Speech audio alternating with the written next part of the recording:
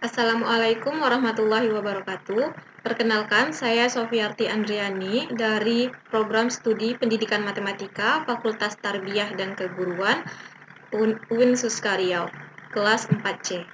Saya membuat video ini untuk memenuhi tugas akhir mata kuliah Desain Pengembangan Kurikulum Matematika. Di sini saya akan menjelaskan bagaimana cara menghitung alokasi waktu efektif belajar, cara membuat program tahunan, serta program semester untuk kelas 7 semester ganjil. Baiklah, di sini saya menggunakan buku matematika kelas 7, SMP kelas 7 semester ganjil K13 edisi revisi 2017. Pada buku ini terdapat 4 bab, yaitu bab bilangan, himpunan, bentuk aljabar, serta bab persamaan dan pertidaksamaan linear satu variabel. Yang pertama, kita akan menghitung alokasi waktu efektif belajar. Di sini terdapat 5 kolom, yaitu bulan, jumlah minggu, minggu efektif, jam pelajaran atau JP, serta keterangan. Untuk mengisi bulan, untuk mengisi kolom bulan ini, karena kita menghitung alokasi untuk semester ganjil, jadi dimulai dari bulan Juli. Untuk jumlah minggu serta minggu efektif ini, kita akan lihat dari kalender akademik. Di sini kita lihat kalender akademik. Di bulan Juli, dapat kita lihat ada 4 minggu, dan minggu efektifnya ada 2 minggu, yaitu minggu ketiga dan minggu keempat.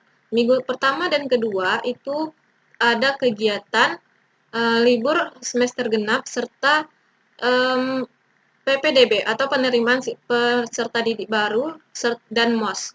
Jadi minggu pertama dan minggu kedua ini tidak efektif. Jadi kita isi di sini jumlah minggu pada bulan Juli ada 4 minggu, minggu efektifnya tadi ada 2 minggu, dan JP-nya setiap minggu untuk SMP diwajibkan 4 jam pelajaran, sehingga jika bulan Juli ini terdapat 2 minggu efektif, jadi jumlah jam pelajaran di bulan Juli ada 8 jam pelajaran. Keterangan ini diisi dengan kegiatan yang ada di bulan Juli, yaitu tadi libur semester genap,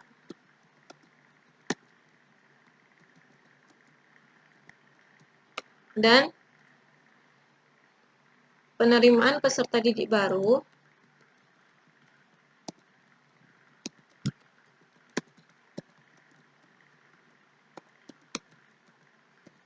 dan MOS. Begitu juga untuk bulan Agustus hingga Desember, sehingga hasilnya akan seperti ini. Bulan Juli, jumlah minggu efektifnya 2 minggu, jam pelajarannya 8, Agustus 5 minggu, jam pelajarannya 20, September 3 minggu, jam pelajarannya 12, Oktober 5 minggu, jam pelajarannya 20, November 4 minggu, jam pelajarannya 16, untuk Desember tidak ada minggu efektif, sehingga jumlah minggu efektifnya yaitu 19 minggu, jumlah jam pelajarannya yaitu 76 jam pelajaran. Inilah yang kita sebut dengan alokasi waktu minggu efektif belajar. Selanjutnya, kita akan membuat program tahunan. Di program tahunan ini, kita akan membuat tabel yang terdiri dari 5 kolom, yaitu kolom semester, kompetensi dasar, pengetahuan dan keterampilan, materi pembelajaran, alokasi waktu, dan keterangan. Di kolom semester ini akan kita isi dengan ganjil, karena kita membuat program tahunan untuk semester ganjil. Untuk di kolom KD pengetahuan dan keterampilan ini akan kita isi sesuai dengan buku yang kita gunakan. Ini dia, kita copy, lalu kita akan letakkan di sini.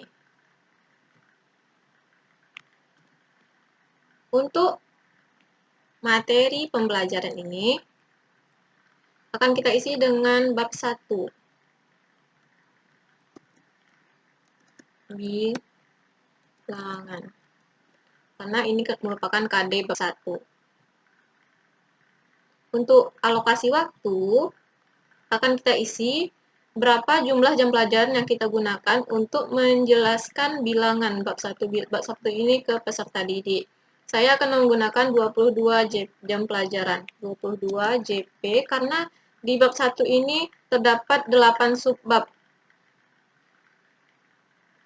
Selanjutnya, untuk bab kedua dan ketiga seperti itu juga, sehingga tabelnya akan seperti ini. Bab 1, kita gunakan 22 JP. Bab 2, kita gunakan 14 JP. Bab 3, kita gunakan 20 JP. Bab 4, kita gunakan 20 JP. Sehingga jumlah JP yang kita gunakan 76 JP. Sesuai dengan perhitungan alokasi waktu efektif belajar kita tadi. Selanjutnya, kita akan membuat program semester.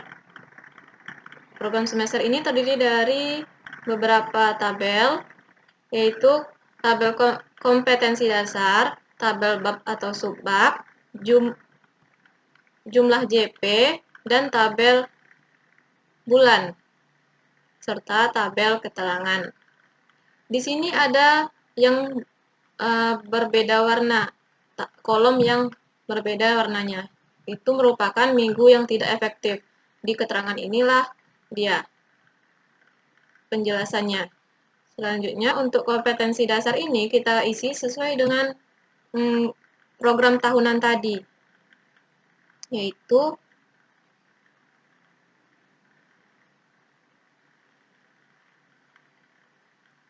ini dia. Kita copy saja dari sini.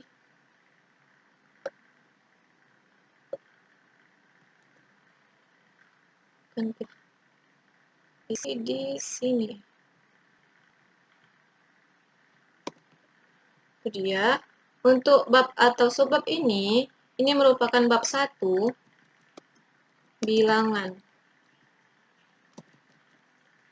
Subbabnya di sini akan kita isi sesuai dengan subbab di bab 1, sesuai dengan daftar isi. Di sini saya sudah pisahkan daftar isinya, ya. Subbab bab 1-nya ada 8 subbab, 1.1 hingga 1.8. Copy saja. Akan kita letakkan di sini.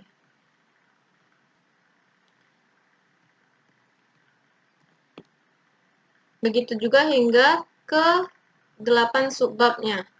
Sehingga akan seperti ini. Nah, ini dia. Bab 1-nya ada 8 subbab, 1.1 hingga 1.8. Untuk bab 1 ini, jumlah JP yang kita gunakan tadi di program tahunan adalah 22 JP. 22 JP inilah yang akan kita bagi untuk setiap subbabnya. Yaitu seperti ini jadinya. Pembagian itu sesuai dengan tingkat kesulitan materi di subbab tersebut. Untuk mengisi jumlah JP di setiap minggu efektif, ya, seperti ini. Di 1.1 kita menggunakan 2 JP, sehingga kita akan isi di minggu ketiga bulan Juli dengan 2 JP. 1.2 juga 2 JP, kita letak di minggu ketiga juga. 1.3 kita letak di minggu keempat bulan Juli, dia 2 JP juga. Kenapa di minggu keempat? Karena di minggu ketiga ini sudah ada 4 JP. Jika kita jumlahkan, ini 2 JP tambah 2 JP, 4 JP. Setiap minggu untuk SMP itu jumlah jam pelajarannya harus 4 jam pelajaran. Sehingga untuk 1.3 ini kita akan isi di minggu keempat. Begitu juga sampai ke bab 4. Ini dia. Bab 4. Sehingga terisilah sampai ke bulan November.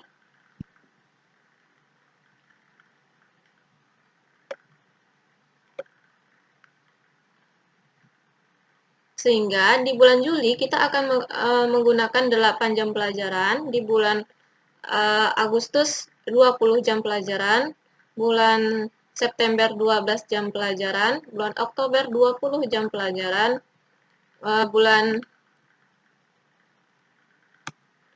November 16 jam pelajaran, dan Desember tidak ada minggu efektif. Sehingga jumlah jam pelajaran yang kita gunakan untuk menjelaskan materi setiap subbabnya adalah 76 jam pelajaran, sesuai dengan program tahunan dan alokasi waktu efektif belajar yang kita hitung tadi. Sekian yang dapat saya sampaikan. Mohon maaf apabila ada kekurangan. Wassalamualaikum warahmatullahi wabarakatuh.